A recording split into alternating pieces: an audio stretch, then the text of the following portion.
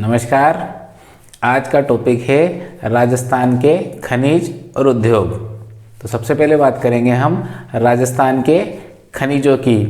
खनिज वो प्राकृतिक वस्तु है जो भूमि की सतह के नीचे पाई जाती है और अयस्क के रूप में पाई जाती है, जिनमें अशुद्धियाँ होती है।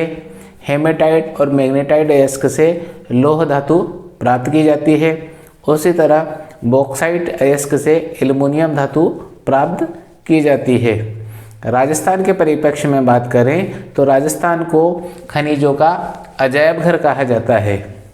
अजायब घर क्यों कहा जाता है? क्योंकि यहाँ पर 67 प्रकार के खनिज पाए जाते हैं। 67 प्रकार के खनिजों में 44 प्रकार के खनिज प्रधान प्रकार के और 23 प्रकार के खनिज गौण प्रकार के खनिजों का खनन यहाँ पर होता है। इसलिए राजस्थान को अजायब घर कहा जाता है खनिजों का। उत्पादन की दृष्टि से बात करें तो देश के कुल खनन उत्पादन में राजस्थान का योगदान 22% का है। भंडारों की दृष्टि से बात करें तो भंडारों की दृष्टि से झारखंड के बाद राजस्थान का भारत में द्वितीय स्थान है। राजस्थान के एकाधिकार वालों खनिजों की बात करें तो एकाधिकार खनिज उन्हें कहा जाता है जिनकी सर्वाधिक मात्रा राजस्थान में ही पाई जाती है और खनन भी यहीं होता है। उन खनिजों में वोलेस्टेनाइट, एस्बेस्टोस, घिया पत्थर, राक फास्फेट, सीसा जस्ता, चांदी और संगमरमर जैसे खनिज आते हैं, जिनमें राजस्थान का वर्चस्व है या एकाधिकार है। खनिजों को अध्ययन की दृष्टि से 2 भागों में विभाजित कर सकते हैं, जिनमें पहला है धात्विक खनिज, जिनमें धातु का अंश पाया जाता है, उन्हें धात्विक खनिज कहते हैं। धात्विक खनिजों में पहली धातु है तांबा। तांबा बहुत ही सुचालक धातु होती है, सेकंड नंबर की सुचालक धातु होती है और बहुत उपयोगी होती है। बिजली के सामान बनाने में, बिजली के तार बनाने में, बर्तन बनाने में तांबे का उपयोग लिया जाता है। राजस्थान का भारत के मामले में देखें तो द्वितीय स्थान है उत्पादन की दृष्टि से। तांबा शोधन plant Hindustan copper limited Khetri Jhunjhunu में स्थित है। वहाँ पर कॉपर का फिल्टर किया जाता है, कॉपर का शोधन किया जाता है। तांबे के भंडारों की बात करें तो तांबे के भंडार खेतड़ी सिंगाना जो झुंझुनू जिले में स्थित है, नीम का थाना सीकर जिले में स्थित है, खो दरीबा अलवर में स्थित है, पुर अंगुचा और गुलाबपुरा भीलवाड़ा जिले में स्थित है, देवारी सलुम्बर रेल मगरा उदयपुर में स्थित है, बीदासर चूरू में स्थित है। दूसरी धातु की बात करें तो दूसरी धातु है सीसा जस्ता। ये मिश्रित अयस्क गेलेना से प्राप्त होता है। सर्वाधिक उत्पादन जावर की खानों में होता है जो उदयपुर जिले में स्थित है।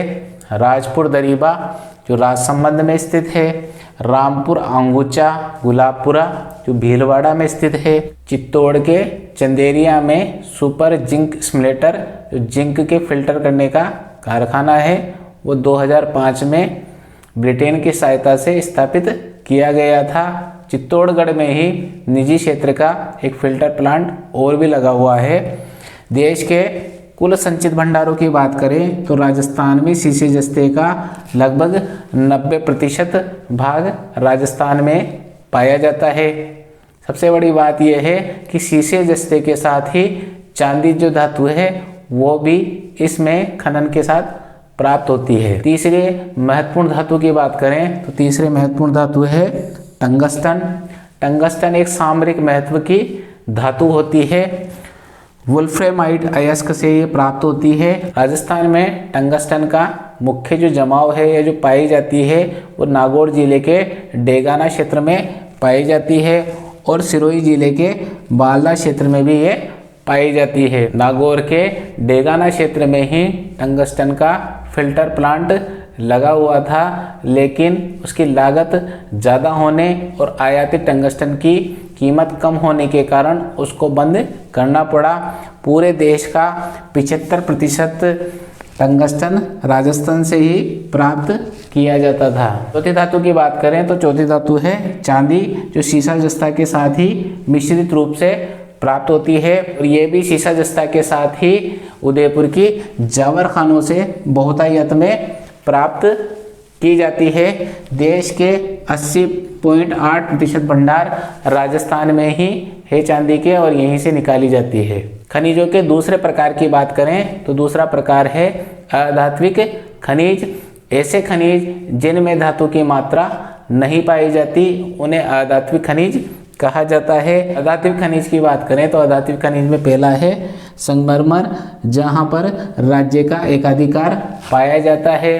राजस्थान के मकराना क्षेत्र का जो संगमरमर है वो ताजमहल, विश्व प्रसिद्ध ताजमहल में लगा हुआ है।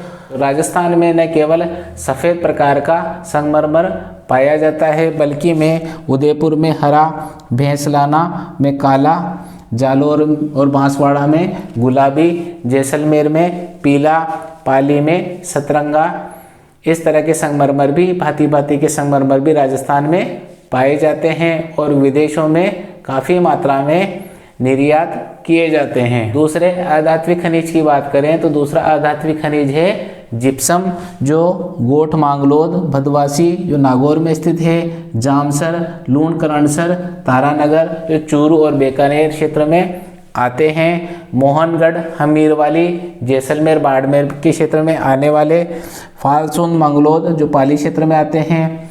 इसके भंडार, यहाँ पर जिप्सम के भंडार बहुतायत में इन क्षेत्रों में पाए जाते हैं। जिप्सम का सर्वाधिक उपयोग उर्वरक बनाने में किया जाता है। इसके अलावा प्लास्टर ऑफ पेरिस, सीमेंट तथा रंग रोगन में भी जिप्सम का उपयोग किया जाता है। जिप्सम का उपयोग सेम की समस्या को दूर करने में भी किया जाता है। सेम की समस्या उसे कहा जाता है जहां पानी बहुतायत में होने के कारण वहां से खार फूटने लगती है, वो सेम की समस्या होती है और उसको दूर करने के लिए वहाँ पर जिप्सम डाला जाता है, जिससे सेम की समस्या काफ़ी हद तक कम हो जाती है। खनिजों के तीसरे प्रकार की बात करें तो तीसरा प्रकार है ईंधन खनिज, जिसमें पेट्रोलियम और कोयले को सम्मिलित किया जाता है। पेट्रोलियम केवल अवसादी चट्टानों में ही पाया जाता है। थार का मरुस्थल अवसादी चट्टानों का ही बना हुआ है और अरबों करोड़ों साल पुराना होने के कारण वहाँ पर पेट्रोलियम बहुतायत में पाए जाते हैं। पेट्रोलियम उत्पादक क्षेत्रों की बात करें तो बाड़मेर का गुड़ामलानी क्षेत्र, बाड़मेर सांचौर बेसिन क्षेत्र तथा जैसलमेर के तनोट, घोटारू, डांडेवाला, सादेवाला, मनिहारी टिब्बा, यहाँ पर पेट्रोलियम के भंडार मिलते हैं। जैसलमेर क्षेत्र में प्राकृतिक गैस भी बहुतायत में पाई जाती है। ब्रिटेन की क्रेन्स एनर्जी को यहाँ पर उत्खनन का ठेका दिया गया था। नागेश्वरी, ऐश्वर्य और मंगला ये पेट्रोलियम उत्पादक कुओं के नाम हैं। ये प्राय ये सवाल कई बार परीक्षाओं में पूछा जाता है। अब बात करें खनिज संरक्षण की तो खनिज एक प्राकृतिक संपदा है जिसे किसी भी लेबोरेटरी में नहीं बनाया जा सकता। ये लाखों वर्ष में बनने वाली एक धीमी गति की प्रक्रिया है, लेकिन जितनी तीव्र गति से हम इसका उत्खनन करते जा रहे हैं, निकट भविष्य में इसके समाप्त होने की पूरी संभावना है। इसलिए खनिज संरक्षण के लिए उपयुक्त रीति और प्रबंधन की पूरी आवश्यकता है। यदि हम वनों के विनाश, जैव विविधता और पर्यावरण के प्रदूषण के कीमत पर खनन करना चाहते हैं तो ये कतई उपयुक्त नहीं है। हमारे आने वाली पीढ़ियाँ उस खनिजों के लिए तरसने लग जाएगी। पेट्रोलियम का उत्पादन इसी तरह लगातार होता रहा तो आने वाले 40 से 50 सालों में आने वाली पीढ़ियों के लिए पेट्रोलियम पदार्थ समाप्त हो जाएंगे। इसलिए उनका पूर्ण रूप से संरक्षण आवश्यक है।